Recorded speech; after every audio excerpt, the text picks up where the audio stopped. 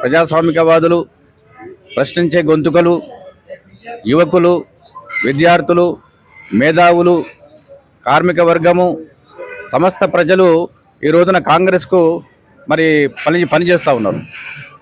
ఎందుకంటే గత 10 సంవత్సరాలు చూసుకున్నాం పరిపాలనని, దొరగారి పరిపాలన చూసినాం.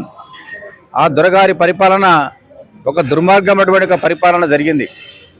ఎంతసేపు ఏంటంటే తండ్రి కొడుకు, బిడ్డ అల్లుడు, ఇంకో కొడుకు అనే పద్ధతిలో వాళ్ళు తన యొక్క పరిపాలనని వక్ర మార్గాల్లో మళ్లించి లక్షల కోట్లు దండుకున్నారే తప్ప ప్రజలకు చేసింది ఒరిగింది అంటూ ఏమీ లేదు. కాబట్టి ఆ యొక్క దుర్మార్గ పరిపాలనని, ఆ కుటుంబ పరిపాలనని, ఆ గడీల పరిపాలనని ప్రజలు అంతమొందించిండ్రు, కర్రుగాల్చి వాత పెట్టిండ్రు. అయినప్పటికీ కూడా ఈ యొక్క బీఆర్ఎస్ వాళ్లకు అసలు ఒక ఆలోచన కూడా లేదు. ముఖ్యంగా కేటీఆర్ లాంటి వాళ్ళు ఒక దుర్మార్గంగా మాట్లాడుతున్నారు. పొద్దున్న లేస్తే అబద్ధాలనే వాళ్ళు పొద్దుగాల జపం చేస్తే మామూలుగా మన ప్రజలందరూ అనుకుంటే రామకృష్ణ అనుకుంటే లేస్తారు. కానీ వీళ్ళు ఏం చేస్తారంటే అబద్ధాలతోనే లేస్తారు. వీళ్ళు ఇంతటి దుర్మార్గమైనటువంటి పరిస్థితులలో వాళ్ళు ఉన్నారు.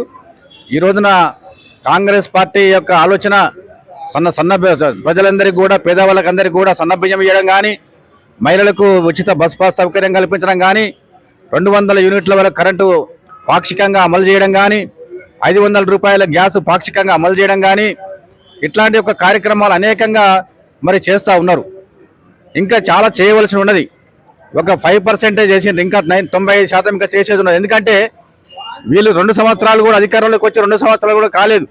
ఈ 2 సంవత్సరాలు కాకపోయినా కానీ వీళ్ళు చేసినటువంటి యొక్క అప్పులు సుమారుగా 7 లక్షల కోట్ల రూపాయల అప్పులు చేసిపోయినరు. ఈ అప్పులు మరి సమకూర్చుకోవడం, అప్పులకు మిత్తిలు కట్టడమే సరిపోయింది. కాబట్టి ఈ రోజున రైతులకు రైతు భరోసా ఇవ్వడం కానీ, అట్లనే యొక్క మరి ఇటువంటి రైతు అప్పులు ఏవైతే ఉన్నాయో ఆ అప్పులు కూడా కట్టుకోవడం కానీ, మరి కొత్త రేషన్ కార్డులు ఇవ్వడం కానీ, ఇటువంటి అన్ని కూడా చాలా కార్యక్రమాలు, మంచి కార్యక్రమాలు చేస్తూ ఉన్నారు. ఎంతటంటే గతంలో కేసీఆర్ గారి పరిస్థితి ఏంటంటే తన యొక్క కారుకు పెట్రోల్ లేనటువంటి పరిస్థితులు ఉండే. కారులో పెట్రోల్ పోసుకుందామంటే పెట్రోల్ లేనటువంటి పరిస్థితి ఉండే. ఈ రోజున ఎట్లా వచ్చినాయా? నీ బిడ్డకు 1,00,000 కోట్ల రూపాయలు, నీ కొడుకు లక్షల కోట్ల రూపాయలు, హరీష్ రావుకు 1,00,000 కోట్ల రూపాయలు, నీకు 2 లక్షల కోట్ల రూపాయలు అనేకంగా చేసిండ్రు. ఈ రోజున ల్యాండ్ మాఫియా మీరే చేసిండ్రు, శాండ్ మాఫియా మీరే చేసిండ్రు, కోల్ మాఫియా మీరే చేసిండ్రు, బియ్యం మాఫియా మీరే చేసిండ్రు, గొర్రెల మాఫియా మీరే చేసిండ్రు, మరి యొక్క ఫోన్ ట్యాపింగ్ మాఫియా మీరే చేసిండ్రు, చివరికి కాళేశ్వరం మాఫియా కూడా మీరే చేశారు. మీకంటే దొంగలు ఇంకెవరు ఉంటారు ఈ దేశంలో? ఒక పత్రిక ఈ మధ్యన ఒక హిందూ పేపర్లో చూశాను. వాళ్ళు ఏమన్నారంటే ఈ యొక్క భారతదేశంలో 350 మంది ముఖ్యమంత్రులు ఇప్పటివరకు పరిపాలించిండ్రు. ఈ 350 మంది ముఖ్యమంత్రులలో ఎంతైతే సంపాదించిండ్రో అంతకంటే డబుల్ ఈ యొక్క కేసీఆర్ గారు సంపాదించారట. ఎంత సిగ్గుచేటైన విషయం! ఎంత కూడా ఎక్కడిదయా? నీకు పెట్రోల్ పోసుకోలేనటువంటి పరిస్థితుల్లో నువ్వు ఉండి ఈ రోజున లక్షల కోట్ల రూపాయలు సంపాదించుకున్నావు అంటే ఎన్నికల వ్యవస్థను కూడా కేసీఆర్ జరగొట్టిండు. ఎందుకంటే వాళ్ళు గతంలో బిర్యానీ ఇస్తే వచ్చి ఓట్లు వేసేటువంటి పరిస్థితులు ఉంటుండే. కానీ ఇప్పుడు ఏంటంటే ఆయన ప్రతి ఓటర్కు ఒక ఫిక్స్ రేటు పెట్టిండు. 5,000 ఇస్తాం, 10,000 ఇస్తాం, బీర్ ఇస్తాం, బిర్యానీ ఇస్తాం, అది చేస్తాం అని చెప్పి ఎన్నికల యొక్క వ్యవస్థనే తారుమారు చేసిండు. ఈ యొక్క ఎన్నికలు కూడా ఈ రోజున ఎట్లయినాయంటే డబ్బున్నవాడే ఎన్నికలు నిలబడాలి.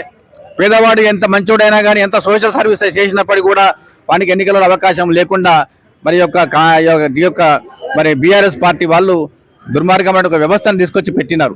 మరి నవీన్ యాదవ్ గారు ఇక్కడ కాంగ్రెస్ తరపు నుంచి నిలబడ్డారు కదా, మరి నవీన్ యాదవ్ కి ప్రజల నుంచి ఎలాంటి మద్దతు కనిపిస్తుంది? ఆయన గెలిచే అవకాశాలు ఎంతవరకు కనిపిస్తుంది? మేము చాలా ప్రాంతాలకు వెళ్ళినాము, గల్లికి వెళ్ళినాము, వాడవాడకు వెళ్ళినాము, వీధికి వెళ్ళినాము, ప్రతి డోర్ టు డోర్ వెళ్తూనే ఉన్నాం. ఈ రోజు కూడా వెళ్తా ఉన్నాం.